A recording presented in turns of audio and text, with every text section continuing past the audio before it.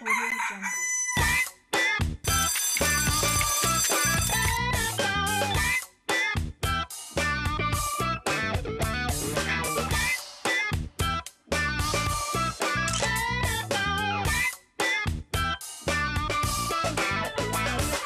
Mardi 15 mai 2018, Abidjan vous dit bonjour. Le coq noir de la matinale vous salue et vous souhaite la bienvenue. Et surtout un bon réveil, un jour de plus, une année de plus pour celles qui partagent donc le matin de toute l'équipe.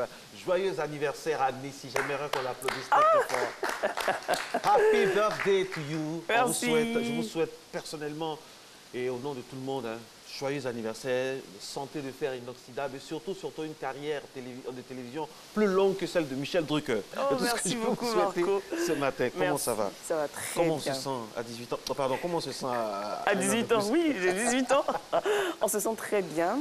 On sent qu'on a enfin atteint l'âge de la majorité. Maintenant, on n'aura plus besoin de demander la permission, Marco. On pourra faire les choses comme une grande. On vous souhaite en tout cas beaucoup de bonnes choses à l'instar de tout ce qui va rythmer cette émission. On aura un programme assez alléchant ici. Effectivement, Marco, c'est un nouveau jour, c'est un nouveau contenu, certes, mais c'est avec toujours le même plaisir qu'on vous retrouve, chers téléspectateurs. Et aujourd'hui, c'est la journée mondiale de la famille, Marco. Donc on va parler, oui, on va parler de l'enfant au cœur de la famille. Ça sera dans la toute dernière partie. Mais avant, on aura toutes nos rubriques, notamment techno, avec Noël Kofi qui est très bien installé. Et Marco, on voyage. Avec la gym. La gym, super. Un voyage du corps à l'esprit, de l'esprit au corps. Et c'est avec le coach Fabio Capello qui s'y colle cette semaine. Encore une fois, joyeux anniversaire, Nissi.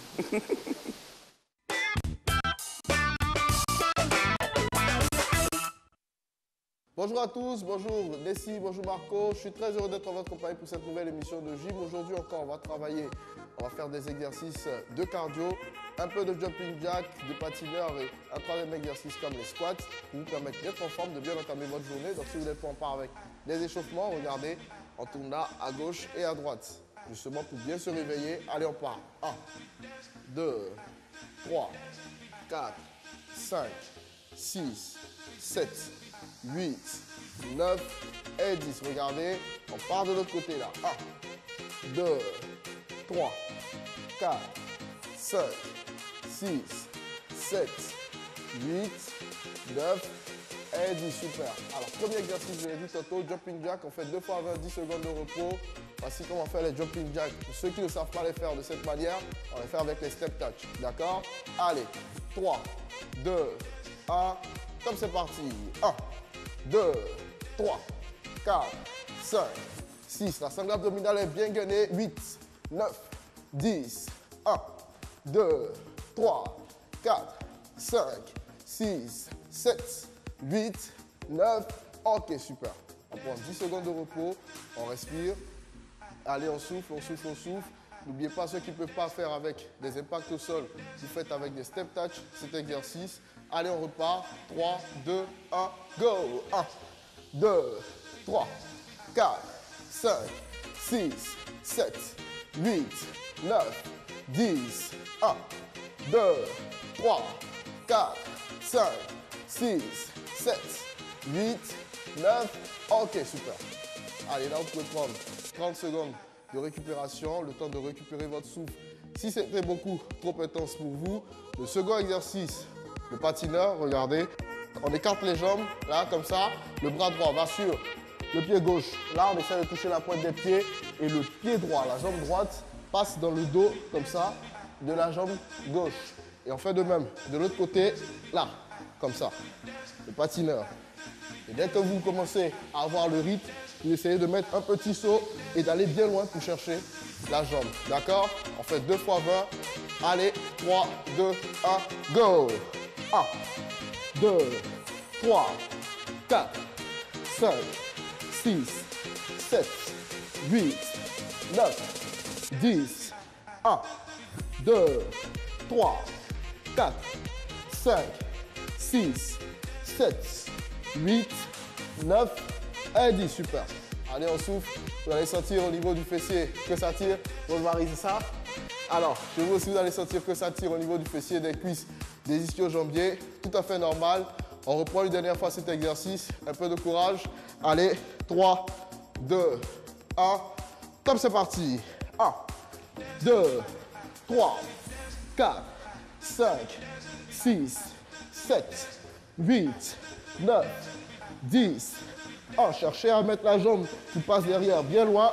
4, 5, 6, 7, 8, 9 et 10. Super. Allez, on souffle. On respire encore. On prend 15, 30 secondes de récupération. Et puis on part pour notre dernier exercice du jour, les squats. Pour faire les squats, regardez, on écarte les jambes au moins de la largeur des épaules. Les pieds tournés vers l'extérieur. 11h05, comme j'ai l'habitude de le dire. On descend là. Et puis on remonte. Sauf qu'arrivé là, regardez, on pousse sur la pointe des pieds pour rendre l'exercice encore plus explosif. Donc on descend là et on remonte là, sur la pointe des pieds. Ok? On va faire 2 fois 20. Allez, 3, 2, 1. Top, c'est parti. 1, 2, remontez en 1 seconde. 3, on peut descendre en 2 secondes, remonter en 1 seconde. Allez, 5, 6, 7, 8, 9, 10. 1. Rosemary, plus grand l'écart des jambes, s'il te plaît. 3, 4, 5, 6, 7, 8, 9 et 10. Super. Allez, on souffle, on respire encore. OK, on va repartir une dernière fois après 10 petites secondes de repos. Allez, on se remet en position. 3, 2, 1. Top, c'est parti. 1, 2, 3, 4, 5, 6, 7, 8, 9, 10. Allons-y. 1, 2. Allez, on décolle plus les talons. 3, 4. Ne descends pas trop le dos. 5. Plus les cuisses. 6. Voilà. 7, 8, 9. Bravo, Samy. OK, super. Alors, dans le sport, on ne retient jamais la performance d'hier, on ne retient que celle du jour. Donc, chaque jour, faites l'effort d'être en forme parce que le sport, c'est la santé. Rendez-vous demain pour une autre session de gym. Allez, à très bientôt. Merci beaucoup, coach Fabio. Grâce à lui, Marco, c'est sûr que nos téléspectateurs ont réveillé leurs muscles endormis.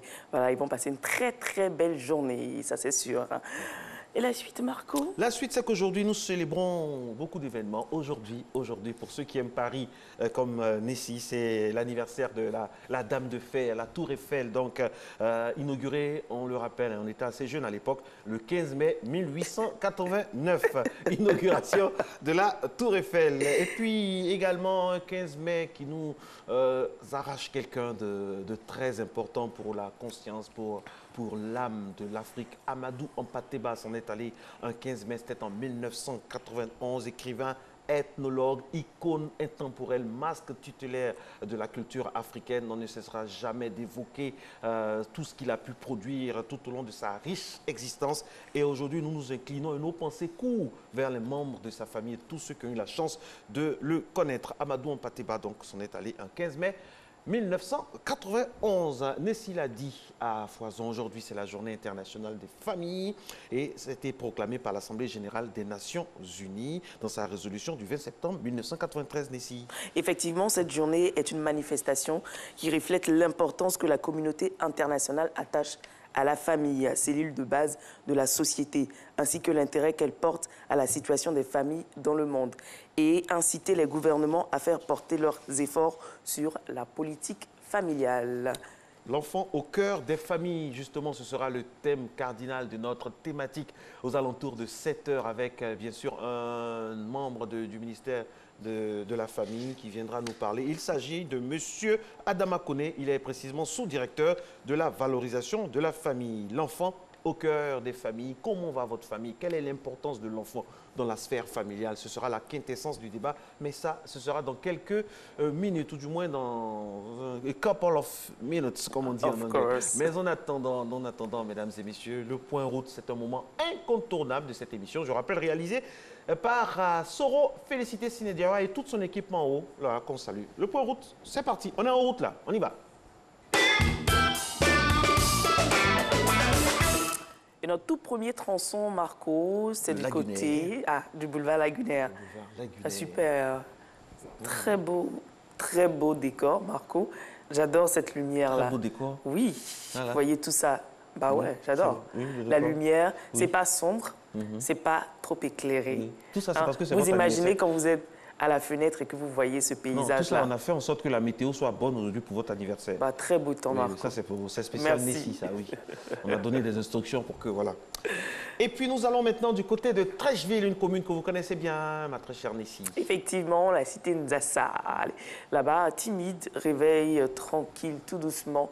Les Trèchevillois se réveillent et ils vont vaquer à leurs différentes occupations. Les routes ne sont pas encore prises d'assaut par les voitures. Donc ça va. Et puis nous allons maintenant du côté de Marcory. Marcory nous appelle, Marcory nous salue, Marcory nous dit bonjour. Échangeur. L'échangeur qui n'est pas prisé à cette heure de la journée, ça se comprend. Hein. Qui va payer? On préfère le gratuit. Le gratuit. Pour l'instant, avant que les bouchons ne commencent. Allez, on termine avec Koum City. Koum City, Koum Label. Avec une vue sur le château d'eau, ceux qui partent du côté de l'aéroport international Félix Houphouët-Boigny, ou si vous partez, donc vous entrez, vous allez vers le 05, Koumassi 05, en tout cas, les voies sont dégagées pour le moment. C'est un trésor d'avoir des voies dégagées du côté de Koumassi. Il n'y a pas d'embouteillage en ce moment, il faut en profiter. Koumassi la Belle, là, c'est bientôt la saison des pluies. Et là, il faut se balader à Koumassi avec des pirogues. On a une pensée ce matin, donc 15 mai, pour un de nos collègues du matin. Il s'appelle Guy Noël. C'est celui grâce à qui nous avons la grue qui ne se sent pas bien. Vraiment, nous sommes de tout cœur avec lui et nous souhaitons du fond du cœur un rétablissement des plus prompts. Alors, nous allons continuer, bien sûr, notre émission. Nous allons voyager à l'image de la grue que Guy Noël utilise d'ordinaire. On va voyager d'un endroit à un autre, aller d'Abidjan du côté de Madagascar pour replanter la mangrove, pour améliorer le quotidien des pêcheurs. On y va. Dans la famille de Mam, on est pêcheur de crabes de génération en génération. Un travail qui rapporte avec 300 000 arrières en moyenne par mois, soit près de 80 €. Mam gagne le double du salaire minimum à Madagascar, mais aujourd'hui, son activité est menacée. Avant, il y avait beaucoup de crabes par ici, mais il y en a moins maintenant. À mon avis, c'est à cause du changement climatique.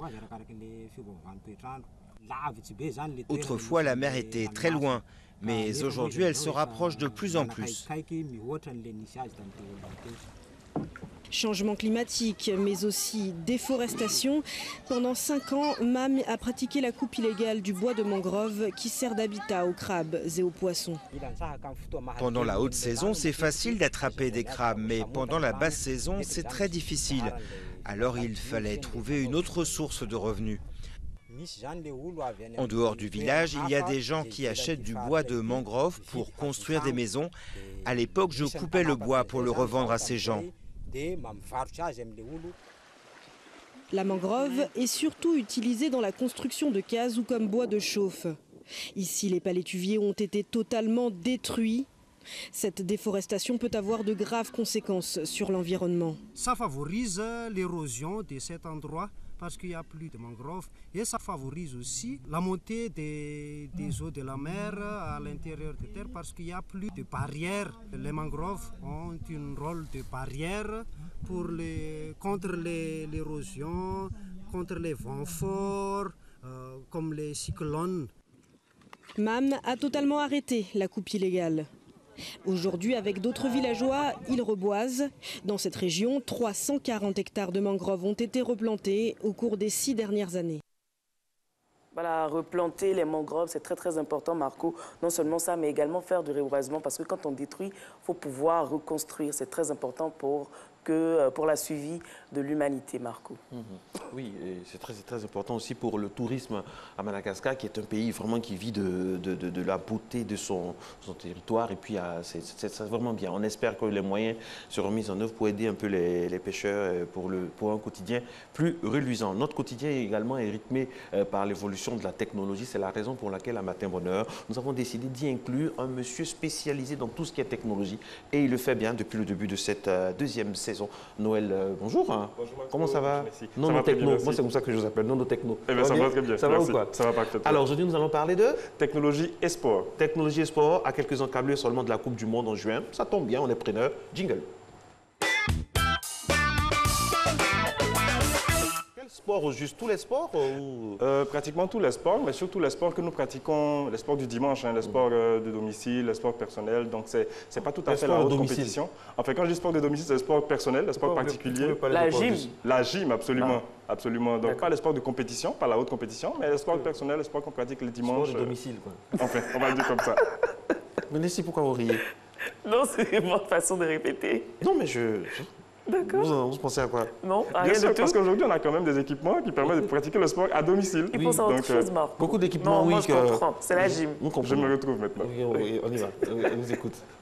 Alors aujourd'hui, spécialement technologie et sport. Nous allons donc voir les différentes technologies qui permettent d'améliorer le sport, tout ce qui va nous permettre de faire en sorte qu'on puisse aimer pratiquer le sport. On va rejoindre coach Fabio Capello, et on va donc se rendre compte qu'il pourra prendre quelques petits jours de congé parce qu'aujourd'hui, la technologie permet d'améliorer le rapport que nous avons avec le sport. On pourra donc mieux le pratiquer et tout. Donc pratiquer le sport, c'est en soi quelque chose de bon, mais on court le risque parfois de se blesser parce qu'on n'a pas forcément les équipements adaptés ou alors parce qu'on a quand même un excès d'optimisme. Et là, on court le risque de se faire mal, c'est assez risqué. Après seulement 2 mètres, c'est pour lui. Et bien, on va voir dans quelle mesure la technologie peut aujourd'hui lui permettre de courir plus longtemps, de tenir mieux et de mieux suivre donc son entraînement. Alors, la technologie a envahi le domaine du sport, aussi bien pour les professionnels que pour les amateurs. On verra donc que le sportif de demain est un sportif connecté. Et donc, en quoi la technologie permet d'améliorer notre rendement.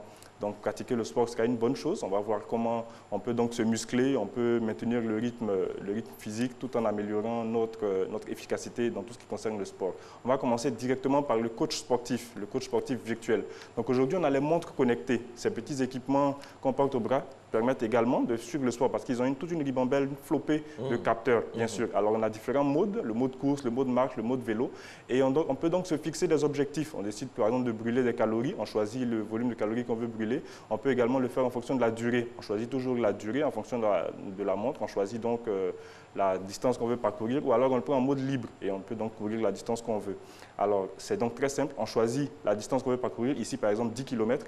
Alors, on va le faire à vélo et là, il y a un petit décompte, un compte à rebours, 3, 2, 1, c'est parti. On commence donc à effectuer le sport et l'équipement contrôle et compte donc toute la distance qu'on a parcourue, les calories qu'on a brûlées et l'ensemble, notre rythme cardiaque et affiche toutes ces données pendant même qu'on pratique le sport. Donc, ça nous permet de suivre cela. Et lorsqu'on atteint la durée, l'objectif qu'on s'est fixé, ça marque donc objectif atteint. Mais le décompte ne s'arrête pas pour autant. Il continue toujours, donc on peut réaliser 100%, voire un peu plus de l'objectif qu'on s'est fixé.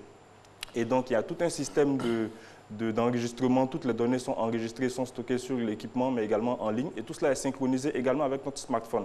Donc, on a tout ce contenu-là sur le téléphone. On peut donc voir tout ce qu'on a utilisé comme énergie, tout ce qu'on a brûlé comme calories. On fait donc tout le rapport. Mais on a également un système de trophées. On a des trophées qui nous sont décernés chaque fois qu'on réussit à atteindre, à réaliser nos objectifs. Et au fur et à mesure, ça nous permet donc de nous améliorer, de pratiquer plus de sport, de le faire de façon plus intelligente, plus intéressante. Et c'est donc très intéressant. On va voir également une deuxième application qui, cette fois-ci, affiche un coach virtuel, mais en 3D. Donc, l'application est très intéressante parce que vous avez donc un coach qui est carrément physique, qui apparaît en 3D. Il permet d'afficher donc les différentes manœuvres, les différentes postures à prendre. Et vous avez la carte du monde. Dessus, vous choisissez donc les checkpoints qui affichent l'activité. Et le coach virtuel en 3D va montrer la gesture que vous devez prendre, la posture que vous devez prendre. Il vous l'affiche et vous devez donc réaliser ces différents mouvements au fur et à mesure. Vous avez un décompte qui enregistre la durée que vous avez utilisée pour pouvoir effectuer le différent mouvement, mais également il enregistre aussi la durée des autres. Donc c'est toute une communauté. Donc vous pouvez comparer le temps que vous avez mis par rapport à la durée des autres. Mais c'est une application qui est très intéressante parce que vous pouvez également inviter vos amis, inviter vos contacts à également, vous les invitez donc à faire des défis, vous les défiez carrément pour qu'ils puissent réaliser les mêmes mouvements que vous. Et vous voyez donc le nombre de temps, la durée qu'ils ont mis pour pouvoir réaliser le même objectif que vous. C'est une application très intéressante qui fonctionne un peu comme une communauté, un peu comme un réseau social. Également, l'application permet de vous prendre en photo avant de réaliser les objectifs et après Donc, vous voyez donc votre différentes musculations au fur et à mesure que vous appliquez les exercices. Donc, c'est quand même très pratique. Ça vous permet de vous suivre et ça suit votre évolution. Il y a également un système de récompense, des diamants. Lorsque vous réalisez 100% des objectifs, vous avez des diamants qui apparaissent. On a également le pyjama. Alors, le pyjama intelligent. Lorsqu'on pratique le sport, on utilise de l'énergie, on a tendance à se fatiguer. Et grâce au pyjama intelligent, on peut recouvrer cette énergie. Donc, c'est basé sur une technologie en biocéramique. C'est un vêtement très pratique qui permet donc la nuit d'emmagasiner l'énergie qu'on dégage pendant le sommeil et de ramener cette énergie-là au corps par infrarouge. Donc, c'est une technologie très innovante. Le tissu est imbibé donc de cette technologie baptisée TB12. Donc, toute l'énergie est ramenée au corps et permet donc de restituer toute l'énergie qu'on a utilisée en pratiquant le sport dans la journée. Le vêtement coûte entre 50 et 70 000. Il passe au lavage, il est en parfaite c'est pratique quand même pour les sportifs. La Smart Shoes.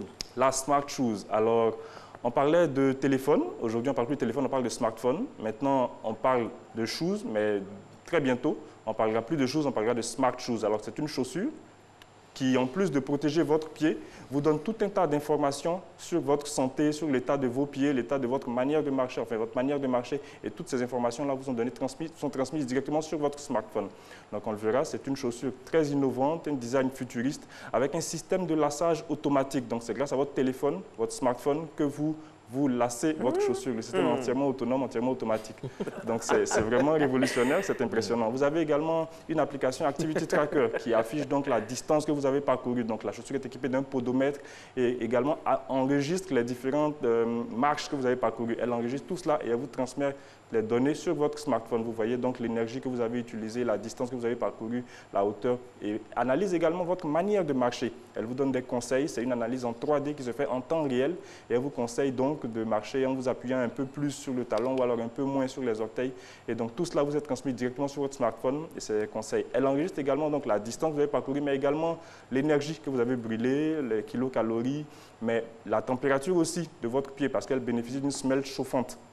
Donc, votre pied est à bonne température. Elle a également un coach audio qui est basé sur une intelligence artificielle qui vous dit donc quoi faire. Elle a également un tachymètre qui enregistre la durée, votre temps, votre vitesse que vous avez parcouru, mais également la hauteur que vous avez parcourue. Donc, c'est assez innovant. La semelle est chauffante, comme on l'a dit, et il y a un système autonome de régulation de température. Donc, la température est contrôlée. Vous pouvez choisir la température à laquelle vous voulez que votre pied soit maintenu, et cette température sera régulée, sera maintenue au degré près. Donc, c'est quand même très pratique. Vous n'avez plus de problème de froid dans les chaussures ou alors de chaussures qui chauffent. Voilà, c'est quand même très pratique. La semelle est auto-chauffante et tout cela est affiché sur votre smartphone. Elle enregistre donc la hauteur et toutes les distances parcourues.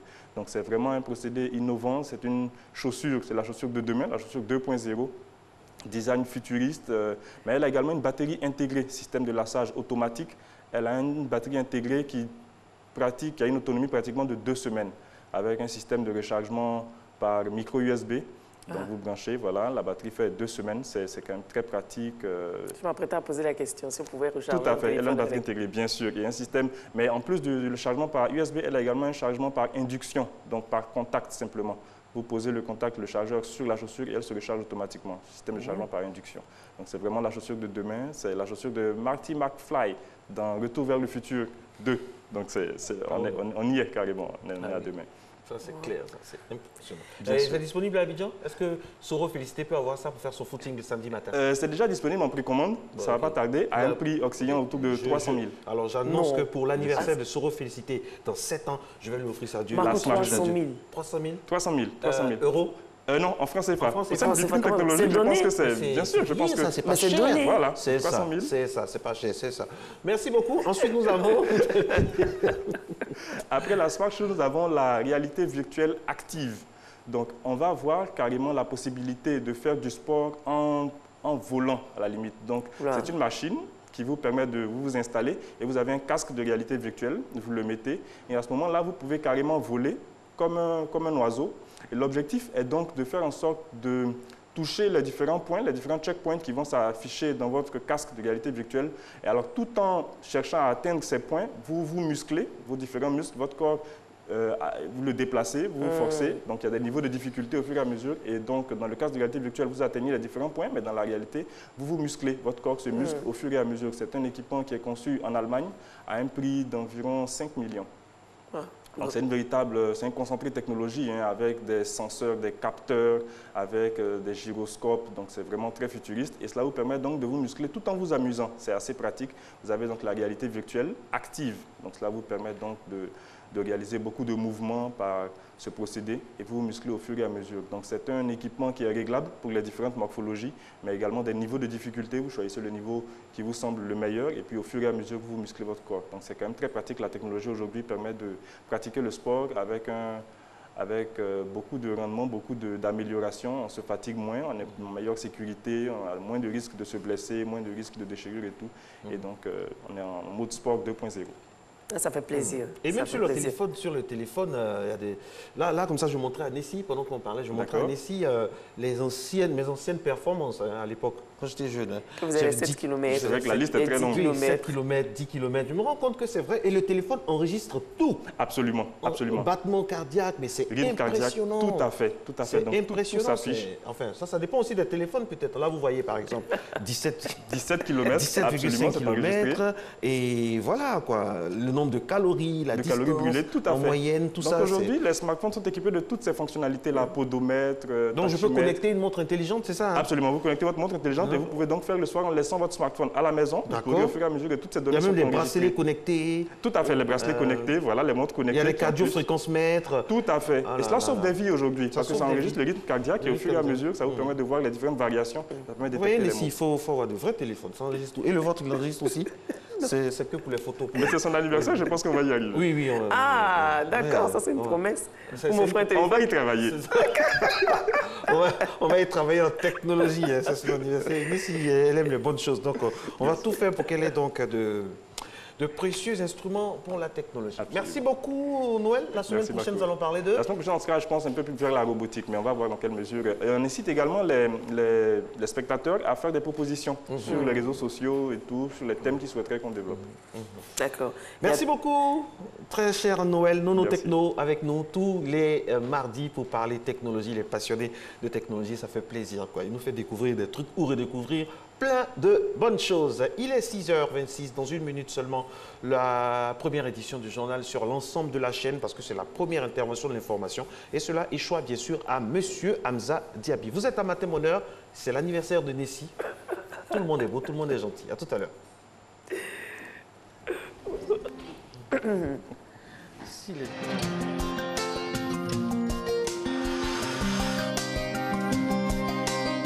MTN, everywhere you go. Mesdames et messieurs, bonjour pour cette matinée. Les régions du sud du pays seront perturbées par la présence de denses nuages, mêlés d'orages et de pluies localisées, notamment sur le littoral. Les régions du centre et de l'est seront sous le passage de denses nuages, ainsi des pluies seront présentes sur ces zones. Le reste du pays sera partiellement nuageux. Les températures pour la matinée, on notera 25 degrés comme maximale à Abidjan, à Diaké ainsi qu'à Bondoukou, 24 degrés à Boaké, 25 degrés à Daloa comme à Dimbokro, 24 degrés dans la ville de Gagnoa, 25 degrés à Korogo, 23 degrés, ça sera la minimale à Mans, 25 degrés à Odiéné, à San Pedro, à Sassandra, à Tabou, il fera 24 degrés à Yamoussoukro. Pour l'après-midi, la moitié nord du pays sera généralement ensoleillée. Cependant, l'ouest et le nord-ouest verront la formation d'orages isolés accompagnés de pluies localisées. La moitié sud sera sous le passage de denses nuages qui pourraient occasionner des pluies notamment sur le sud forestier et sur les régions du littoral. Le reste du pays sera généralement nuageux. Les températures pour l'après-midi, on notera une minimale de 30 degrés sur la ville d'Abidjan ainsi que celle d'Adiaké, 33 degrés à Bondoukou, à Boaké et à Daloa, 35 degrés de maximale à Dimbokro, 33 degrés dans le Go à Gagnoa, 34 degrés à Korogo, 31 degrés à Mans, 35 degrés à Odiéné, 30 degrés à San Pedro, Sassandra, Tabou, il fera 34 degrés sur la ville de Yamoussoukro. Très bonne journée à toutes et à tous.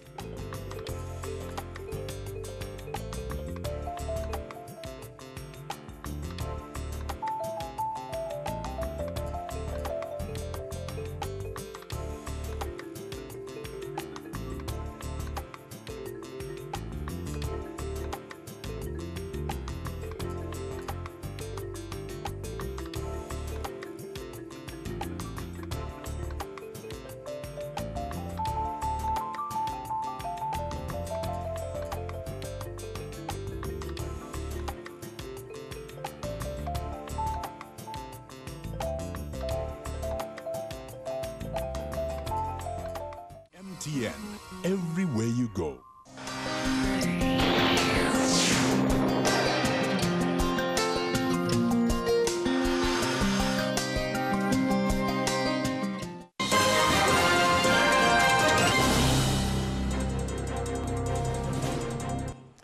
Bonjour mesdames et messieurs, bienvenue dans ce 6h30. 5 nouveaux ambassadeurs accrédités en Côte d'Ivoire. Ce sont les ambassadeurs de l'État de Palestine, d'Ukraine, de la République islamique du Pakistan, d'Indonésie et du Koweït. Ils ont présenté hier lundi leur lettre de créance au président de la République, Alassane Ouattara. Viviane Naïm. Nouvel ambassadeur de l'État de Palestine en Côte d'Ivoire avec résidence au Mali, son Excellence Abdoul Karim Ewada a présenté officiellement ses lettres de créance ce lundi 14 mai au président de la République Alassane Ouattara au palais présidentiel.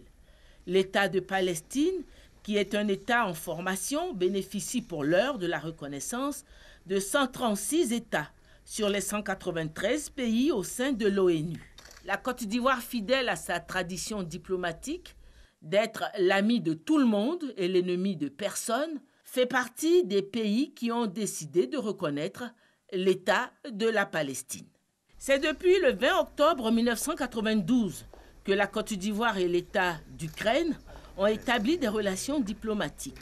Après 26 ans, le tout premier ambassadeur extraordinaire et plénipotentiaire de l'État d'Ukraine près la Côte d'Ivoire avec résidence à Dakar est son Excellence Oleksandr Ovtcharov, qui a présenté ce lundi 14 mai ses lettres de créance au président de la République Alassane Ouattara au palais présidentiel. La position de la Côte d'Ivoire comme membre non permanent du Conseil de sécurité des Nations Unies pour la période 2018-2019 fait d'elle un partenaire important pour l'Ukraine.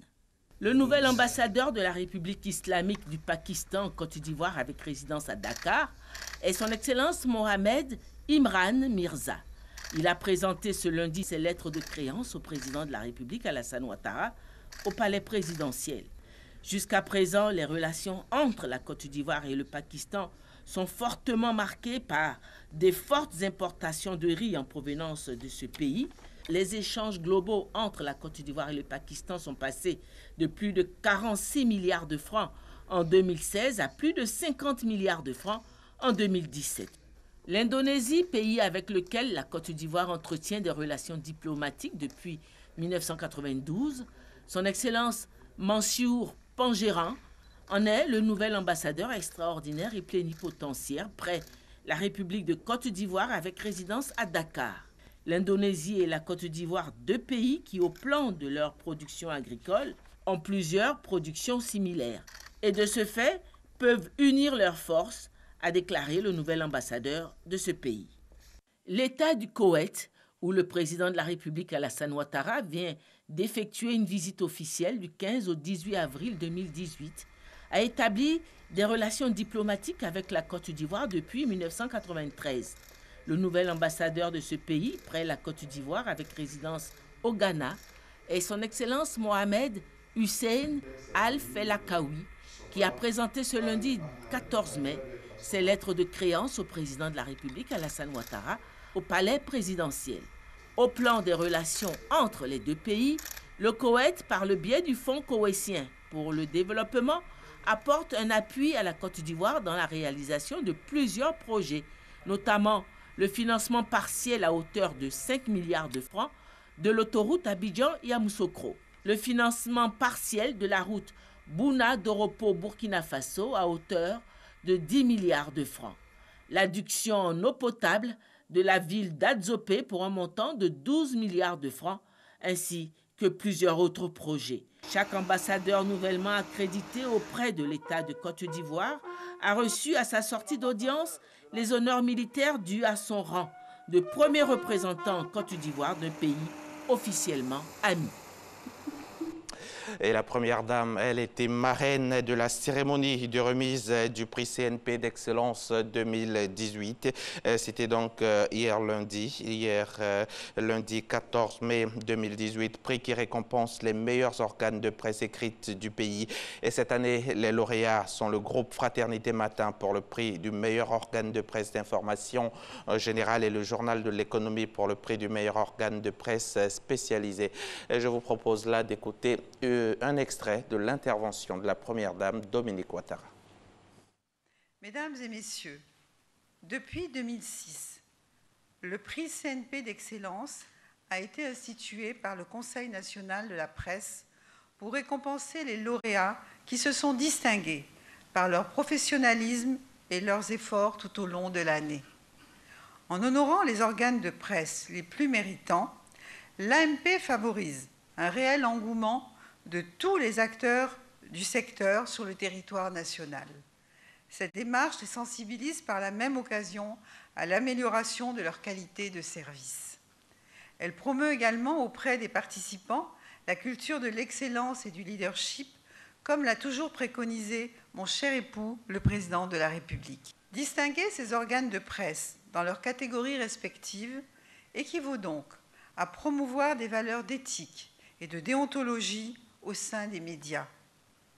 L'AMP exhorte ainsi les organes de presse nationaux à faire évoluer les métiers de la presse en Côte d'Ivoire. C'était donc l'intervention de la première dame hier, lundi 14 mai 2018. Et depuis hier, 14 mai également, au soir, les urgences du CHU de Trècheville sont fermées jusqu'au 28 mai prochain pour nécessité de travaux. Je vous propose d'écouter. La fermeture provisoire du service des urgences médicales s'inscrit dans cette vision, celle de faire en sorte que les patients, les parents des malades, les visiteurs et le personnel soignant soient sécurisés par rapport à ce qu'on appelle les infections nosocomiales. Nous avons juste pris 2 semaines, une semaine pour faire partir tous les malades qui étaient déjà enregistrés vers les services techniques et puis une autre semaine pour faire tous les travaux. Donc nous n'allons pas dépasser les 2 semaines et donc le délai prescrit va donc du 14 mai au 27 mai. Et le 28 mai, en principe, c'est la reprise des activités aux urgences médicales. Le premier vol direct Abidjan, New York, c'était depuis samedi. Et puis avant leur retour sur Abidjan, les autorités ivoiriennes ont rencontré la diaspora sur place au menu des échanges. Comment contribuer à faire de la Côte d'Ivoire une destination prisée? Mamadou Kwasi.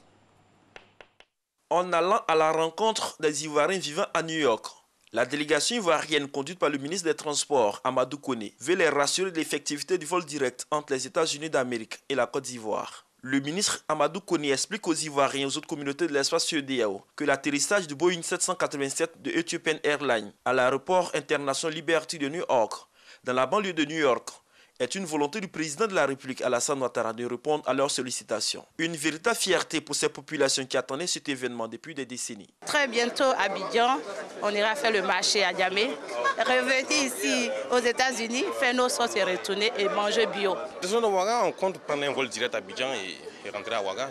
Juste qu'à partir d'Abidjan, il y a plusieurs canaux pour atteindre Ouaga, par le train, par le voie aérien. Je pense que là, c'est très important pour la communauté burkinabé. Tour à tour, les diplomates ivoiriens résidant aux États-Unis d'Amérique démontrent l'importance de ce trafic qui vient renforcer le repositionnement de la Côte d'Ivoire au niveau international.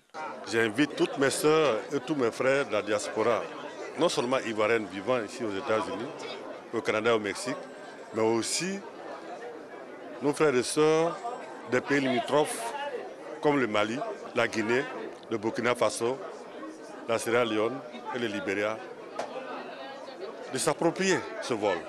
Le ministre des Transports, Amadou Koné, présente également les efforts consentis pour la réalisation de ce projet par le président de la République, Alassane Ouattara, ainsi que par son gouvernement. Pour que tout cela soit possible, il a fallu que nous rassurions les Américains, que nous rassurions les Éthiopiens et la compagnie. Pour ce faire, depuis 7 ans, le président de la République, M. Alassane Ouattara, et le gouvernement, les gouvernements successifs, ont travaillé pour que la paix et la stabilité reviennent en Côte d'Ivoire. C'était le préalable à toute discussion tendant à demander l'ouverture d'une ligne.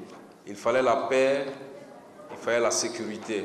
Il fallait également créer les conditions pour que le pays soit attractif. Les ministres Siadou Fofana du tourisme et Pascal Kokou Abina de la réforme administrative exhortent à leur tour la diaspora ivoirienne ainsi que les opérateurs économiques à s'intéresser davantage au programme de développement de la Côte d'Ivoire. Nous voulons faire de ce secteur le troisième pôle économique de notre pays.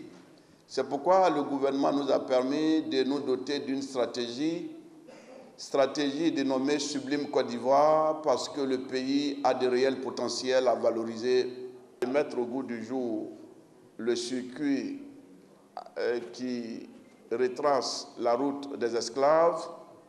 Il faudrait que vous ayez à aider à commercialiser ce circuit pour en faire un produit de référence et permettre que bien des Américains partis longtemps de par leurs aïeux au temps de ce commerce très honteux, nous ayons à leur donner l'occasion de revisiter les terres de leurs ancêtres. Le président du conseil d'administration de Air Côte d'Ivoire rassure la diaspora de la poursuite de la collaboration avec Ethiopian Airlines pour alimenter davantage cette nouvelle ligne. Les responsables de Ethiopian Airlines promettent l'ouverture prochaine d'une autre ligne directe, celle d'Abidjan, Washington, et cela dans quelques mois.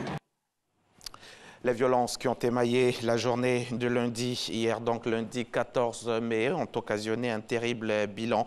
59 morts et plus de 2400 blessés au cours de la répression des manifestants à Gaza, ce qui n'a pas empêché les États-Unis de présenter l'inauguration de leur ambassade à Jérusalem comme une étape vers la paix. Ce mardi, les Israéliens se préparent à faire face à la grève générale dans les territoires palestiniens et à la reprise des manifestations pour la journée de la Nakba, la catastrophe qu'a représenté pour les Palestiniens la proclamation de l'État d'Israël en 1948. Hier lundi 14 mai, 5 mois après les élections législatives de décembre qui avaient vu la courte victoire du camp séparatiste, la Catalogne compte enfin un nouveau chef de l'exécutif après la fuite de Carles Puigdemont, désormais à Berlin, afin de fuir la justice espagnole qui l'accuse de rébellion et de sédition. Il s'agit de Quim Torra, 55 ans, aucune expérience politique, écrivain, éditeur, avocat. Il est le 131e président de la Generalitat, l'exécutif régional de Catalogne basé à Barcelone. Et c'est la fin de ce journal. Merci Hamza. Merci beaucoup Hamza. Merci beaucoup. Vous n'avez pas un bisou à faire à Nessie? Un très joyeux anniversaire. Oui, tu n'étais pas là, je l'ai fait, mais comme tu insistes, oui, il n'y a pas de problème. C'est ça. Joyeux anniversaire. Merci beaucoup. Merci. Et à très bientôt pour le cadeau. Oui. Merci beaucoup Hamza. Allez Marco, on poursuit notre émission avec les toutes dernières rubriques, Marco. Et celui qu'on va recevoir, c'est Monsieur Jean-Baptiste Kouadio, avec qui on parlera entrepreneuriat. Et lui, aujourd'hui, on va nous parler des stocks de matières premières et de matières consommables. Monsieur Kouadio, bonjour. Bonjour. Ça va bien? Oui, ça va. bien? Oui, ça va. Ça se passe bien? Très bien. D'accord. Alors, quand on parle de stock de matières premières et de matières consommables, c'est tout un programme et surtout, beaucoup d'attention. Beaucoup d'attention. On en a parlé la semaine passée. Donc, il faut, pour avoir des produits de qualité, des produits finis de qualité à servir à ses clients, il faut des matières premières de qualité. Et nous en avons longuement parlé la semaine passée. Donc aujourd'hui, nous allons passer à la phase de l'industrialisation, à la phase de la fabrication elle-même. Comment les matières premières, comment les transformer pour avoir des produits finis de qualité. D'accord. Donc là, c'est la production proprement dite. C'est la production proprement dite. Alors, que ce soit dans les prestations de services ou dans la fabrication de produits, il nous faut des installations techniques de qualité. D'accord, donc la première des choses? La première des choses, c'est l'installation. Des installations techniques de qualité. Un matériel de production de qualité. Je voudrais prendre l'exemple ce matin. Vous voyez que ce matin, vous êtes là, mais s'il n'y a pas de caméra, s'il n'y a pas toutes ces installations techniques, on serait venu pour absolument rien. Et les Ivoiriens n'auraient pas eu le temps de suivre Matin Bonheur ce matin. Ouais, donc, il faut des installations techniques de qualité. Alors, pour avoir des installations techniques de qualité, c'est déjà un programme d'investissement, le choix des investissements à faire.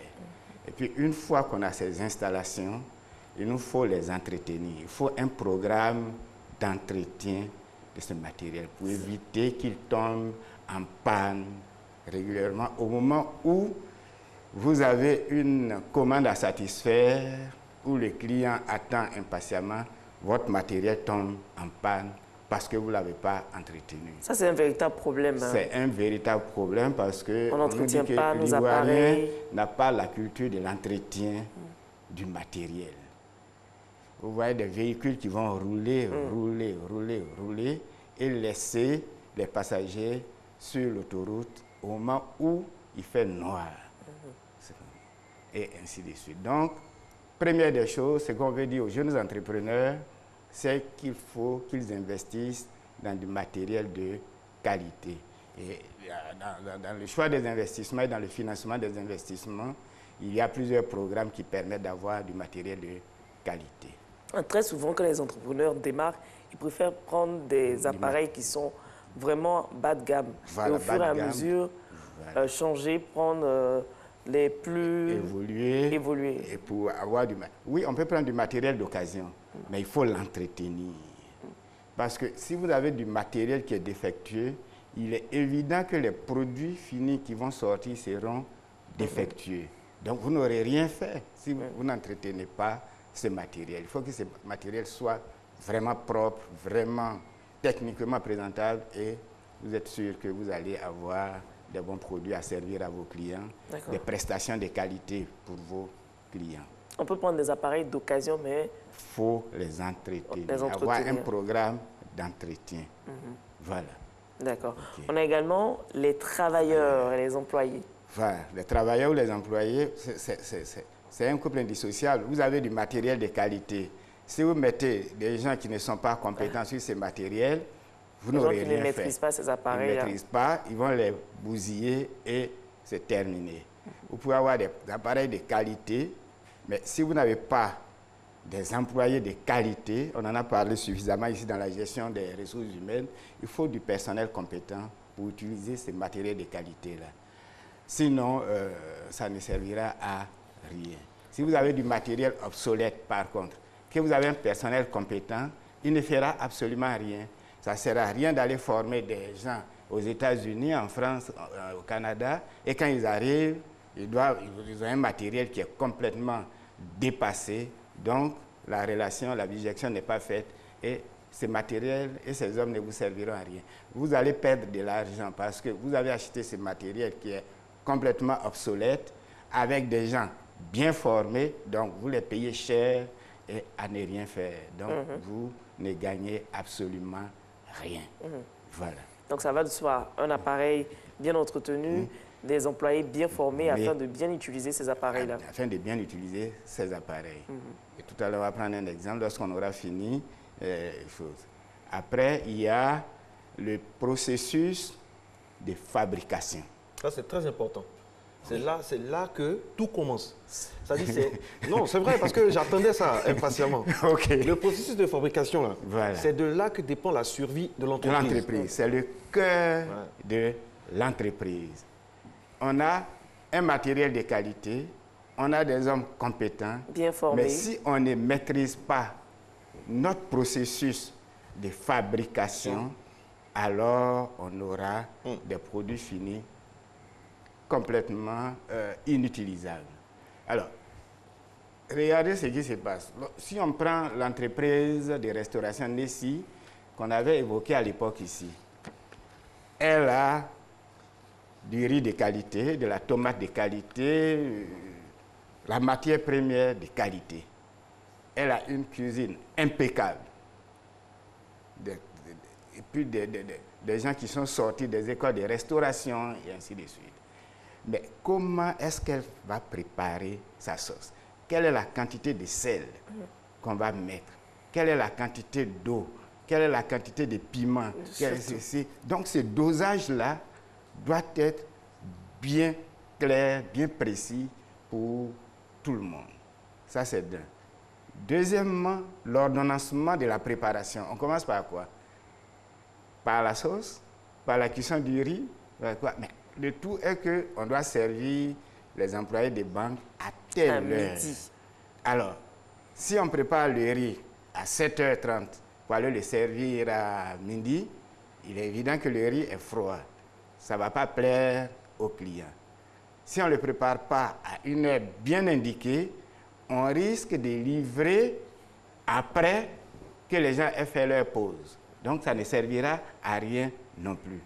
Donc, dosage du système de préparation, comment combiner ces différents éléments et comment ordonnancer la production. On fait quoi avant quoi? J'ai donné un exemple tout à l'heure. Vous avez un moulin, par exemple, avec lequel vous pouvez faire de la pâte de tomate, de la pâte d'arachide, de la pâte de ceci, de la pâte de cela. Et puis le matin, vous avez des gens, des ménagers, des commerçants qui sont devant vous. Il y en a qui ont de l'arachide à faire transformer en pâte.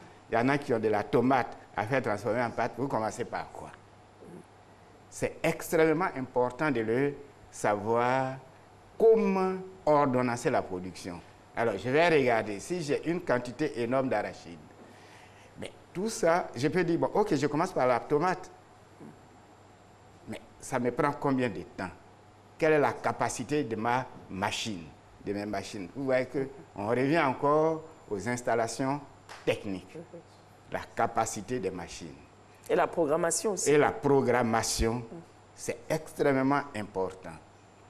Ceux qui font le riz, par exemple, le décortiquage du riz, vous voyez que on reproche au riz local d'avoir beaucoup de grains de sable. De ne pas être assez glamour. De ne pas être assez glamour.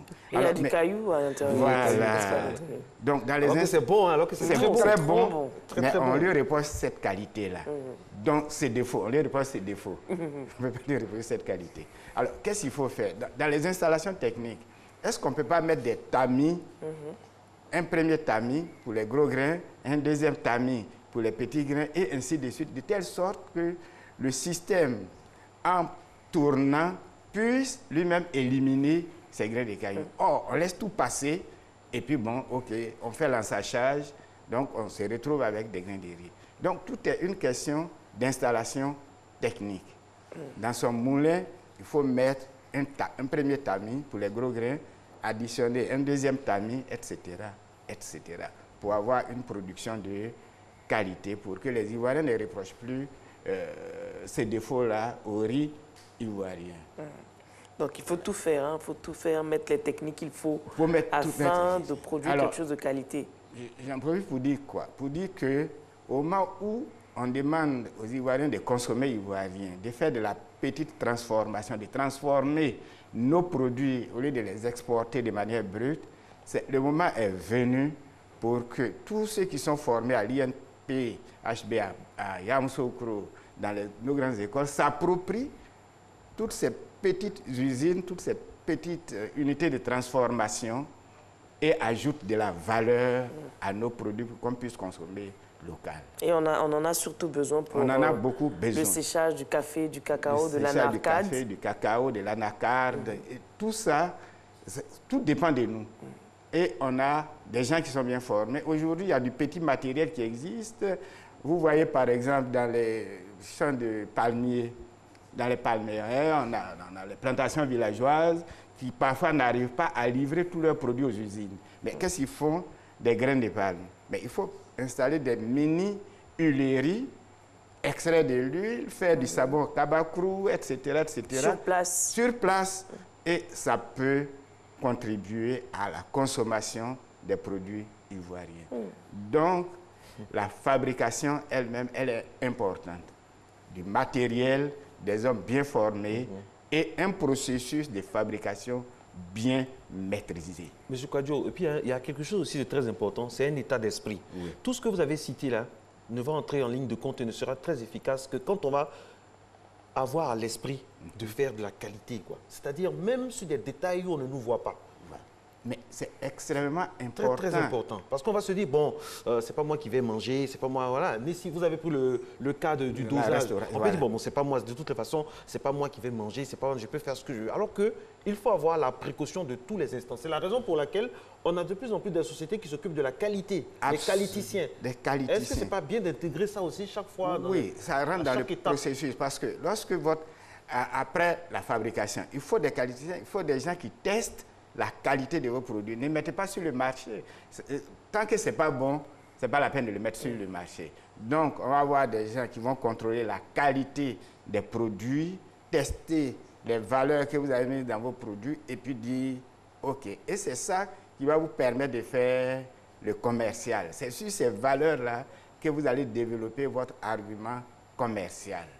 Et je suis d'accord avec Marco pour dire que les Ivoiriens, il faut qu'on apprenne à faire la qualité avec ce qu'on a. Mais il y a des gens qui ils le font sciemment. Ils font des produits de mauvaise qualité juste pour se faire de l'argent. Oui. Parce qu'il y a des réseaux qui ont été démantelés, des réseaux de fabrication d'eau minérale. D'eau minérale. Ils ont tout ce qu'il faut, mais ils utilisent l'eau de robinet. Ils font croire que c'est de l'eau minérale. Ils revendent. C'est dans la rue. Ça intoxique la population. Justement. On ne connaît même pas la provenance. Au-dessus de tout le monde. Il y a pire. Regardez, si vous voyagez un jour, regardez ceux qui vendent le pain et la viande aux passagers dans les cars, tout ça. Regardez leur accoutrement. Mais ça, personne ne contrôle. Au vu et au su des autorités sanitaires, et on sait des autorités municipales, tout ça. Endroit. Et après, tout le monde se retrouve à l'hôpital. Voilà. Pourquoi on permet cela dans notre pays? Pourquoi? Je me demande bien. Vous savez, si on doit faire la liste de ce qu'on permet, qui ne devait pas être permis, on ne va pas finir l'émission ou tout le programme de la RTI, mais bon, au moins, on n'a pas dit d'être parfait, mais il faut se regarder l'essentiel, voilà. C'est-à-dire la sécurité, des consommateurs. Il y a trop de choses qui nous choquent dans la rue, même dans des endroits où bon. Vous allez voir que c'est pas... Si c'est Marco qui parle, on dit Marco se plaint tout le temps. Voilà. Vous-même, vous nous parlez. Donc, voilà. On ne s'est pas entendu pour ça. Mais non. Il faut faire des choses dans les règles de l'art et surtout en pensant à la santé, à l'intégrité physique du consommateur. Ça aussi, ça passe par des associations de consommateurs assez dynamiques. Voilà. Ça aussi, c'est important. Soit dit en passant. Hein. Oui, bon, ok. Dis ça comme ça. Je préfère ne pas en parler. Parce que, bon, OK, on sait qu'ils sont là, mais ça augmente tous les jours. Tout ça, là, ça rentre en compte dans la satisfaction du client. Voilà, c'est à la base, au départ et à l'arrivée. L'industrialisation de la Côte d'Ivoire passe par la petite transformation déjà. Et nous avons assez de techniciens qui sont formés. Nous avons des machines aujourd'hui qu'on peut adapter. Et nous avons des ingénieurs civils, des ingénieurs chimistes, des ingénieurs partout conformes. Et on peut transformer nos produits localement. Et c'est le moment, il faut qu'on appelle les jeunes à vraiment aller à la transformation de nos produits de base. Et ça passe par le processus de fabrication, mais donner aux gens des produits de qualité surtout. Parce que ce qui est importé n'est pas toujours la qualité. Voilà. D'accord. Et on est tellement intéressé par tout ce qui vient de l'extérieur qu'il y en a qui ils font sciemment, hein, ils mettent fabriqué à l'extérieur, en France, aux États-Unis, sur les différents articles qu'ils vendent, alors que c'est fait ici en Côte d'Ivoire. Vous savez pourquoi ils font ça ici? Je peux même répondre, parce qu'ils savent que l'Ivoirien est très snob. C'est vrai, c'est la réalité. C'est la réalité. Quand l'Ivoirien, parfois, ça va vous étonner, aime ce qui est cher. Quand il voit un truc qui est moins cher, qui est efficace, il doute de la qualité. Il en doute. Alors que, bon, ça aussi, c'est une campagne d'éducation, d'information. Il faut être fier de ce qui est fabriqué en Côte d'Ivoire. Voilà. Si nous-mêmes, nous n'aimons pas ce qui est fabriqué en Côte d'Ivoire, qui va l'acheter? C'est l'état d'esprit qu'il faut avoir. Une mentalité nouvelle. Voilà. Et ça passe aussi par une décision forte. Depuis là-haut, pour dire que tout ce qui est ivoirien est bon. Que dans les fêtes internationales, par exemple, le café qu'il va avoir là, ça doit être un café fait en Côte d'Ivoire.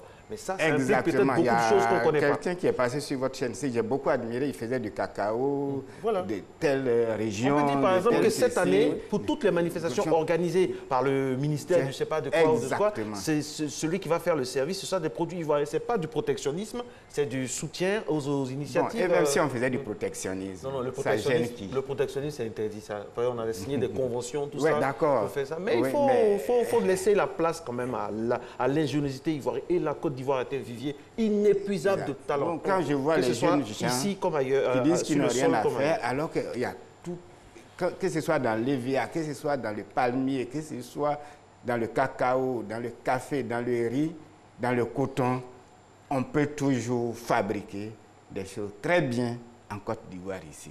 Il suffit qu'on s'y mette. Les machines, il y a des ingénieurs qu'on forme à l'INP, ils peuvent fabriquer des machines. Depuis qu'on en parle, la transformation en 2018, nous sommes indépendants depuis longtemps. Il va falloir qu'on se décide un jour et qu'on lance les jeunes. Franchement. Peut-être que nous, on n'aura pas la chance de voir ça, mais les enfants de nos enfants, peut-être avec un peu de prière et d'entrain, verront ça. Et puis demain, on aura beaucoup de pubs, beaucoup de sociétés. Ça va faire marcher tout le monde. La preuve, la pub, c'est maintenant sur Matin Bonheur.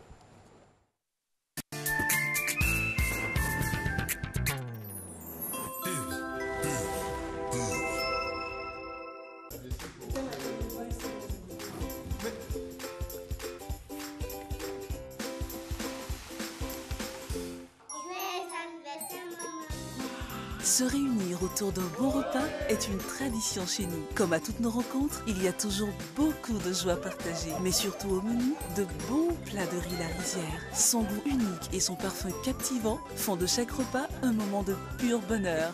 La Rizière, la source du bon riz.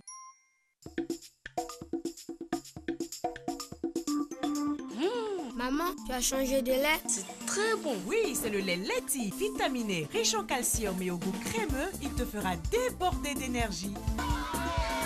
Maman, j'ai gagné. Tiens, nouveau par ici. C'est Leti. Leti, lait en poudre instantané, vous garantit pleine forme et bonne santé. Excellent pour les sportifs. Leti, le maximum d'énergie.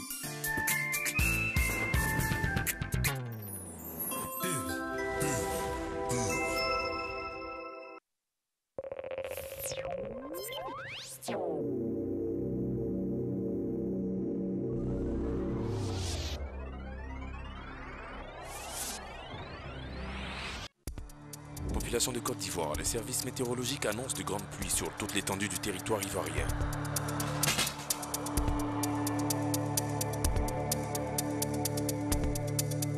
À cet effet, le ministère de l'Intérieur et de la Sécurité invite les populations à prendre toutes les dispositions pour libérer les bassins orageux, les canaux d'évacuation et toutes les zones à risque afin de préserver leur vie. Ceci est un message de l'Office national de la protection civile.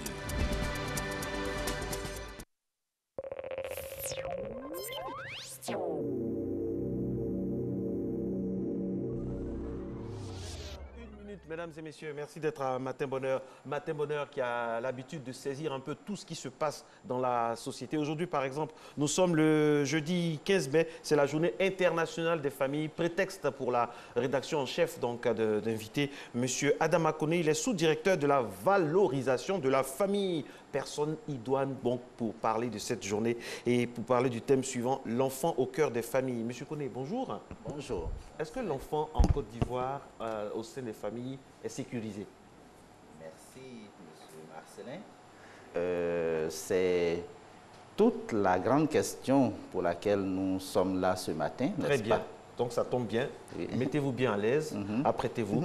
On a une quintessence, on a quelque chose qui résume un peu tout ça et puis on revient avec vous pour discuter. Vous allez nous donner un peu ce sur quoi vous vous appuyez pour définir l'angle et surtout la politique de valorisation de la famille de notre pays.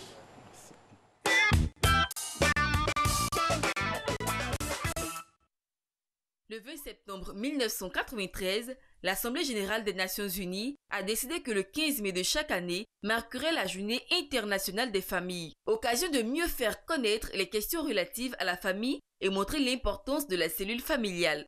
Pour moi, une famille, c'est une vie de couple d'ensemble, une vie de couple où il faut avoir des enfants, éduquer les enfants, enseigner les enfants à marcher dans la droiture et s'occuper de son épouse, et l'épouse aussi qui s'occupe, qui entretient son mari. Et puis bon, ensemble, vous éduquez les enfants à réussir dans la vie.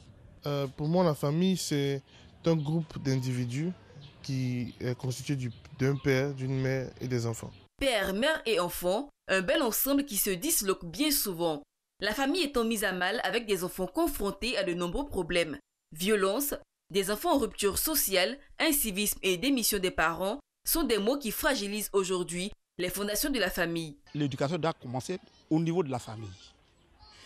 Les familles font leur part de responsabilité, leur éducation. Ils doivent le former, lui inculquer quelques vertus de la vie sociale comme de la vie religieuse dans tout l'ensemble. Tous les parents sont soucieux de la bonne éducation de leurs enfants. Alors, un enfant délinquant au sein d'une famille, cela détériore l'image de la famille et cela amène à penser que les parents ont raté leur éducation vis-à-vis de l'enfant. Les parents ont une part de responsabilité qui est la suivante. Ils doivent éduquer leurs enfants dès le bas âge, prendre soin, s'informer, se renseigner et être complice avec les enfants. Parce que souvent, quand il n'y a pas de complicité entre les parents et les enfants, cela entraîne un rejet.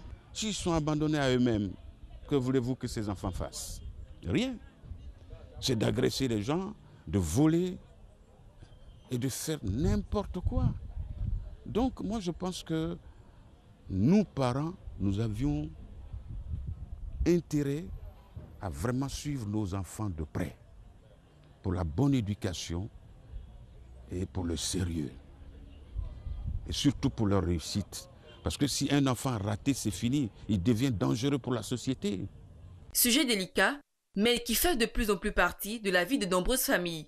Alors, pour cette année 2018, les défis de la célébration de la Journée internationale des familles sont axés sur la protection de l'enfant. L'enfant au cœur des familles, un thème qui montre bien que l'équilibre de l'enfant est la base même de l'équilibre de la cellule familiale. Voilà, de retour sur le plateau de Matin Bonheur. Monsieur Adama Kone rappelle que vous êtes sous-directeur de la valorisation de la famille. Une question vous a été posée avant l'élément vidéo. Comment se porte l'enfant au sein de la famille? Ivoirienne. Merci vraiment.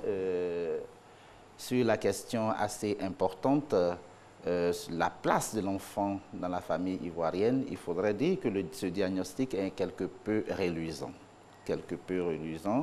Le rôle de la famille qui est un rôle traditionnel d'éducation des enfants aux valeurs familiales fondamentales, nous constatons fort malheureusement que depuis un certain temps, il y a une démission des parents. Il y a une démission des parents à assumer ce rôle-là. Et c'est la raison pour laquelle la Journée internationale de la famille, qui est une institution des Nations Unies depuis 1994, qui est célébrée chaque 15 mai de chaque année, pour faire l'état des lieux des différentes dispositions et politiques en matière de protection des enfants. C'est une occasion que nous saisissons pour pouvoir lancer un message aux familles pour reprendre en main leur rôle. Est-ce que les enfants ivoiriens sont épanouis? Vous nous dites que c'est reluisant. Oui. Vous êtes sûr que c'est reluisant? Est-ce que l'enfant en Côte d'Ivoire est épanoui? Est-ce qu'il s'épanouit dans une société équilibrée, avec tout ce qu'on a, tout ce qu'on voit? Je n'ai pas dit reluisant, je dis quelque peu. Quelque peu. Je veux dire que c'est une situation préoccupante. C'est préoccupant parce que nous assistons de plus en plus à beaucoup de phénomènes. Il y a les enfants de la rue, il y a les enfants dans la rue, il y a les enfants qu'on dit en conflit avec la loi, d'autres les appellent microbes. Oui. Il y a, comme on appelle les enfants qu'on soupçonne de travailler, de travail forcé, tout ça. C'est un panorama qui donne froid dans le dos quand même. Effectivement, c'est un panorama qui donne froid dans le dos parce que il faut qu'on revienne aux fondamentaux. Aux fondamentaux, c'est-à-dire... C'est quoi les fondamentaux? Les fondamentaux, c'est amener la famille, c'est inciter les membres de la famille, des différentes familles à jouer pleinement leur rôle. Parce que nous savons que la famille, c'est la première institution sociale, c'est l'une des premières institutions sociales qui permet à l'espèce humaine, n'est-ce pas, de se reproduire, n'est-ce pas, et puis d'être pérennisée. La famille, c'est le cadre par essence de socialisation des enfants. C'est au sein de la famille qu'on apprend les valeurs cardinales, les valeurs fondamentales. Dans les familles, on apprend les valeurs humaines, c'est-à-dire que le respect, entre autres, la solidarité, la fraternité, la considération, le respect du prochain, la générosité, le travail, et entre autres. Et parlons de rôle. Que représente un enfant pour l'unité familiale? Un enfant pour l'unité familiale, l'enfant se caractérise d'abord par la personne qui est innocente. Oui, l'enfant, c'est la famille qui façonne l'enfant. Donc, la famille a un rôle de protection de l'enfant. L'enfant doit se sentir épanoui dans le milieu familial. Justement, en parlant d'épanouissement, la question qui revient de façon récurrente, est-ce que les enfants en Côte d'Ivoire sont épanouis en famille? Non, bien sûr. C'est la raison pour laquelle nous observons vous, au niveau du ministère, quel constat vous avez fait? Sur quoi il faut mettre l'accent? Quel est le ratio? Est-ce que vous avez des statistiques, des chiffres qui nous montrent des enfants, par exemple, au niveau de l'éducation, au niveau de... Voilà. Oui, bien sûr. Des efforts, certes, sont faits. Lesquels? Des efforts sont faits. Nous constatons l'État a décidé, par exemple, la politique de l'école obligatoire, qui est une politique qui amènerait tous les enfants dans le système éducatif. Parce que la place de l'enfant, ce n'est pas dans la rue, c'est à l'école, être encadré. Et les parents doivent accompagner, n'est-ce pas, cette politique de l'école obligatoire pour tous. Est-ce que vous avez testé l'école obligatoire? C'est une très bonne décision, c'est bien beau, mais est-ce que vous testez régulièrement l'effectivité de l'école obligatoire? Est-ce qu'il n'y a pas des poches de résistance? Est-ce qu'il n'y a pas des enfants qui sont, comme on a eu l'habitude de le voir, qu'on tire de l'école pour les mettre dans des plantations? Est-ce que l'enfant de sexe féminin est épanoui? Parce que là aussi, c'est une grande préoccupation. Est-ce que tout ça, là, c'est bien beau de dire oui, l'école est obligatoire, ça c'est bien, c'est une très bonne décision. Mais après, dans les faits, comment ça se passe concrètement? Vous, au niveau de la famille, du ministère de la Famille, comment vous voyez ça au quotidien? Quotidiennement, il y a des dispositifs qui sont pris. Il y a des dispositions qui sont prises, n'est-ce pas, pour la protection de l'enfant. Il y a une politique nationale de la protection de l'enfant qui existe, qui a été élaborée par le ministère. Très bien. Et il y a des conventions que la Côte d'Ivoire a ratifiées et qu'il faut mettre en œuvre. Il y a la loi, par exemple, sur la protection des enfants, la loi 272 pour que je me rappelle bien, sur la lutte contre toutes les pires formes de travail des enfants. Il y a pas mal de dispositifs qui existent et notre ambition, c'est d'informer tous les partenaires, c'est-à-dire les ONG, la société civile, etc. C'est la raison pour laquelle le ministère invite tous ses partenaires à jouer. C'est un rôle d'ensemble. Ce n'est pas un rôle dévolu à une seule entité. L'État seul ne peut pas tout faire. Oui, raison pour laquelle le ministère, par exemple, organise des plateformes d'échange qu'on appelle les rendez-vous de la famille. Rendez-vous de la famille à laquelle nous avons invité le ministre Kandia Camara pour parler de la politique de l'école obligatoire pour tous, pour échanger avec les familles sur les dispositifs, n'est-ce pas, qui sont pris, n'est-ce pas, à la matière, pour pouvoir rassurer les familles. Mais il faut reconnaître aussi qu'il y a des défis importants. L'État en est conscient et des défis qui vont plus ou moins se résoudre avec le temps. Parce qu'il faut le dire, pour qu'il y ait une école obligatoire, il faut investir dans les infrastructures, dans les ressources humaines, etc. Et tout ça, c'est des efforts budgétaires assez importants. Et il faut échanger avec les familles aussi pour qu'elles assurent leur rôle d'encadrement et d'éducation. Là, on a l'impression que les familles, les parents semblent de plus en plus dépassés par l'évolution des enfants. Parce que très tôt, on voit les filles s'adonner à des pratiques qui ne sont pas catholiques. Exactement. On voit des jeunes garçons qui s'adonnent à des pratiques qui n'honorent pas les parents. Vous qui êtes en contact avec les familles, quel est le véritable problème?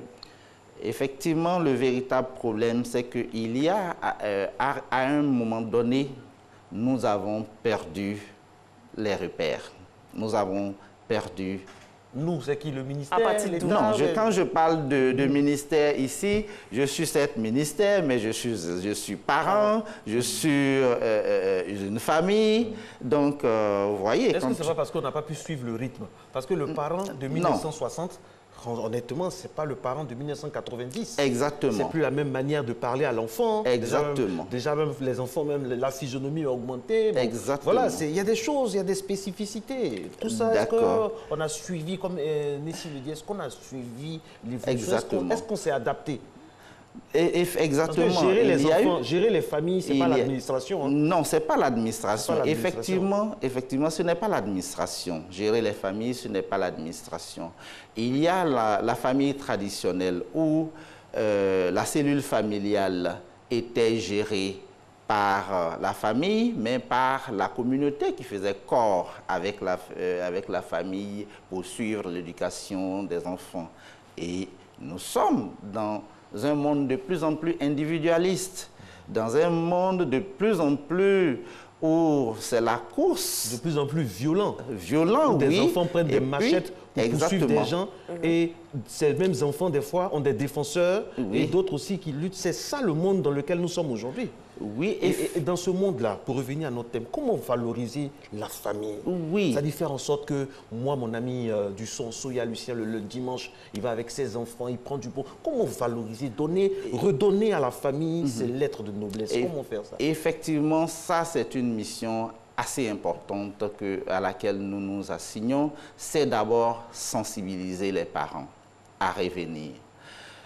Être parent, c'est quelque chose de très prenant. Et il faut que les parents sachent qu'on a besoin de compétences pour être parent. Oui, bien sûr, on a besoin de compétences pour être parent. Quelles sont ces compétences-là? Ah, mais bien sûr. D'abord, la communication. Si vous n'avez pas de compétences de communication, vous ne pouvez pas transmettre les valeurs. Dans plusieurs familles, nous constatons que la parole est absente. Il n'y a pas de communication entre père, mère, enfant, non, parce qu'on n'a pas appris à communiquer avec les enfants. On n'a pas appris à communiquer avec sa femme. Et donc, les conséquences de tout ça, c'est des conflits qui naissent. Et quand les conflits naissent, on n'a pas la capacité, n'est-ce pas, de gérer ces conflits. Parce que gérer les conflits aussi, il faut avoir des compétences de communication. Bien sûr, et nous sommes parents, nous sommes des éducateurs. Il faut utiliser des stratégies pour pouvoir transmettre les valeurs. Et ces stratégies-là, nous ne les avons pas toujours. Combien de parents, combien de familles en Côte d'Ivoire, n'est-ce pas, s'organisent autour d'un centre d'intérêt? Combien de fois la famille se retrouve, communique, échange?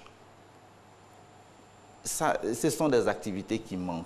Et nos ministères, direction de la promotion de la famille, nous sensibilisons les familles, les couples dans les communes, etc., à retourner à ces fondamentaux-là, c'est-à-dire créer la communication au sein de la famille pour pouvoir permettre de transmettre les valeurs familiales fondamentales. Parce que, quoi qu'il en dise, nous sommes humains.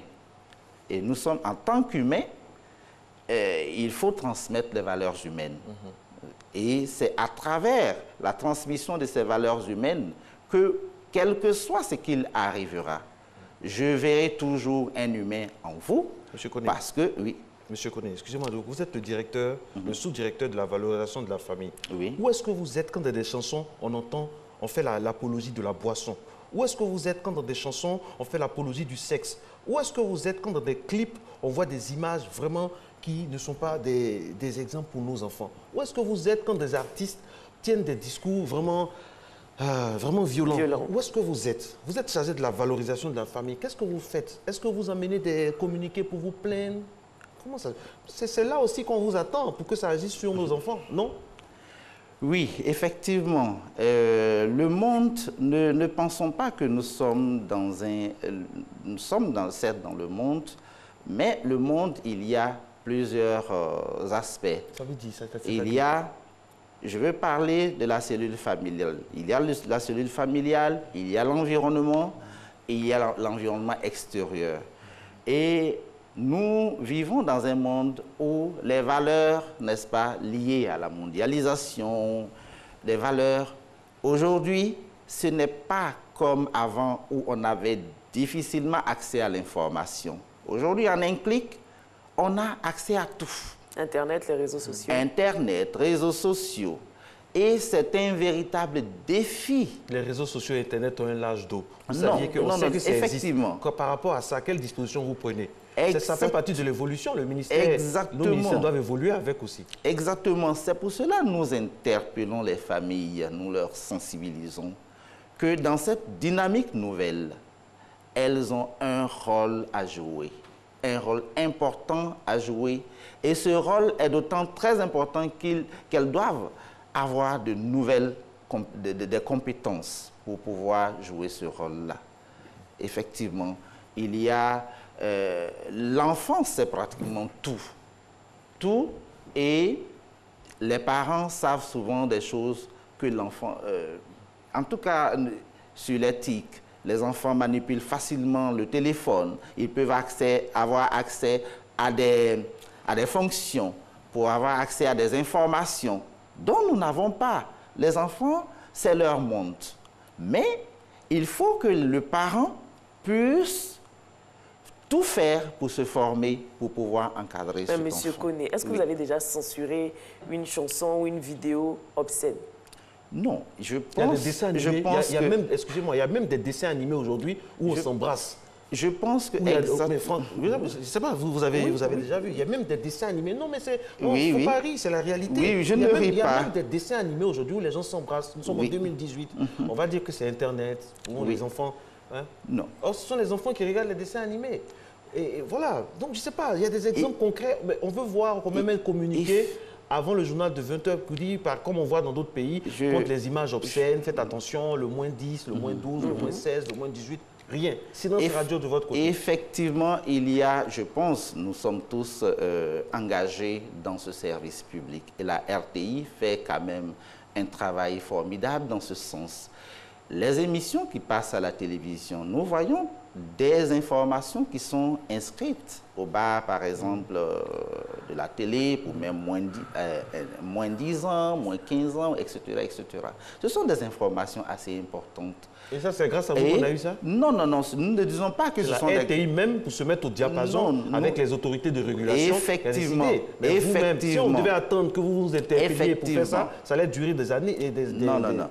Effectivement, ce sont des informations que nous utilisons dans nos programmes de sensibilisation pour informer le public. Mais qu'est-ce que vous-même vous proposez? Voilà. Qu'est-ce que vous-même vous proposez pour ne pas qu'on ait des images obscènes, pour un Internet plus clair, pour ne pas que ce soit le procureur de la République qui puisse se lever lui-même pour convoquer les internautes, parce qu'il a d'autres choses à faire, mais il est obligé de le faire parce que vous êtes là, vous pouvez le faire aussi. Vous pouvez faire des séminaires pour un Internet plus sûr, pour le contrôle parental, même sur les chaînes qui viennent de l'extérieur, pour mettre un code parental, tout ça. On doit vous voir là, mais on ne vous sent pas. Effectivement. Nous nous organisons pour pouvoir faire face à tous ces défis. Et le ministère s'organise à travers la définition d'abord d'une politique nationale de la famille. Une politique nationale de la famille dont la cheville ouvrière est la ministre Mariatou Koné, qui a fait d'abord l'étude l'étude sur la situation de la famille, parce qu'avant d'agir sur certaines choses, il faut avoir il faut cerner tout le problème. Donc, une politique, faire le diagnostic de la situation et constater cet état d'effritement des valeurs familiales fondamentales. Et à partir de là, avoir tous les dispositifs, n'est-ce pas, pour pouvoir agir pour qu'il y ait des familles sûres, pour que les parents puissent jouer pleinement leur rôle. D'accord. Monsieur Koné, oui. Comment éduquer les enfants de nos jours? Éduquer les enfants de nos jours... C'est vrai que vous avez parlé de communication, oui. Mais en plus... Éduquer les enfants de nos jours est une question assez importante. Je l'ai dit que le parent a besoin de compétences pour le faire. D'abord, il faut savoir ce qu'est l'enfant. Il ne s'agit pas de procréer, non. Il faut connaître. Et puis, c'est d'abord, bien avant même de cela, il faudrait qu'avant d'être parent, il faut s'y préparer. Beaucoup de personnes, n'est-ce pas, s'engagent dans la vie de couple, ils deviennent parents, mais au moins de problèmes, quand les responsabilités surviennent, alors... Pas que dans la vie de couple, hein, parce que de plus en plus des jeunes filles deviennent parents, sont mères. Des jeunes garçons aussi. Sont pères, alors qu'ils n'ont même pas fini leur processus d'éducation. Donc, un enfant, c'est gérer. Être parent, c'est gérer les émotions. C'est gérer beaucoup de choses. Et il faut être psychologiquement préparé pour le faire. Ce n'est pas seulement matériellement, non. Il faut être psychologiquement préparé pour le faire. La société traditionnelle préparait cela.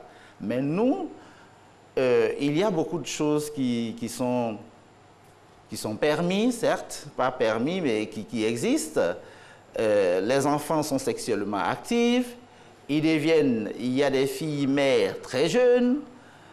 Et là, face à tous ces problèmes, il faut sensibiliser les familles, sensibiliser les jeunes et tous pour que chacun vienne. Mais monsieur Koné, depuis vous quand je l'ai dit, tourner en rond, on ne sait pas. Il faut sensibiliser, vous faites quoi concrètement? Qu'est-ce que vous proposez? Qu'est-ce que vous proposez? Vous proposez quoi concrètement? Là. D'accord. Je l'ai dit tout à l'heure, nous proposons...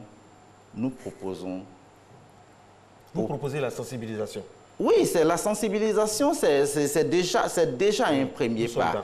Il y a des dispositifs. La sensibilisation que vous proposez, nous sommes d'accord avec vous. Oui. Vous proposez la sensibilisation. Mais la sensibilisation que vous proposez se décline sous quelle forme? Concrètement, aujourd'hui, en 2018, il y a des enfants soldats. Oui. Il y a les enfants en conflit avec la loi, on les appelle microbes aussi, ça dépend du côté où on se place. Il y a les enfants de la rue. Il y a les enfants dans la rue, il y a les enfants déscolarisés, il y a des enfants esclaves entre guillemets qui travaillent forcés dans les champs. Bon, on dit que c'est fini, mais bon, voilà, tout ça là, face à ça, quelles sont les solutions du ministère de la Famille concrètement? On ne va pas dire que ce sont les parents, toujours tirés à boulet rouge sur les parents. Chaque famille a ses spécificités, il y a des problèmes aussi qui ne dépendent pas d'eux. Bref, qu'est-ce que vous proposez pour aider les familles, puisque c'est votre rôle? Oui. Effectivement, le ministère propose des actions. Le ministère fait beaucoup d'actions. Les actions, c'est quoi? Il y a des actions en matière de règlements et de lois qui sont prises pour la protection de l'enfant. Mais que vaut une loi si ceux qui sont censés la respecter ne la connaissent pas? D'où l'importance de la sensibilisation. Je ne sais pas parce que je veux revenir dessus. La sensibilisation, il faut voir derrière la sensibilisation l'éducation. L'éducation des parents, en fait, à assumer ce rôle-là. Et comment l'assumer? Donc, et donc, pour terminer, valoriser la famille, valoriser l'enfant au cœur des familles, c'est très primordial, c'est très important pour nos pays en voie de développement, c'est très très important. Ça passe par la sensibilisation des parents et surtout sensibilisation, c'est ça. Effectivement, sensibiliser les familles est une question assez importante parce que la loi, elle est votée, nous sensibilisons pour permettre aux familles de s'approprier ces valeurs-là, pour qu'elles reprennent en main leur rôle d'éducateur. Les enfants des microbes, les enfants en conflit avec la loi, les enfants, etc., tous ces enfants ont une famille. Et nous invitons tous les parents, toutes les familles à faire en sorte qu'aucun enfant ne reste en marge, n'est-ce pas, du tissu familial. Parce que c'est dans la cellule familiale qu'il y a la protection. Voilà. Donc, merci beaucoup, monsieur Adama Koné. Je rappelle que vous êtes sous-directeur de la valorisation de la famille. On a été très heureux d'être en votre compagnie. On vous souhaite une très très bonne journée au sein de toute la sphère familiale et surtout que Dieu protège toutes les familles de Côte d'Ivoire. Ciao, ciao. Et puis encore une fois, joyeux anniversaire à Nessie. Gros bisous. Merci beaucoup. À demain. Merci.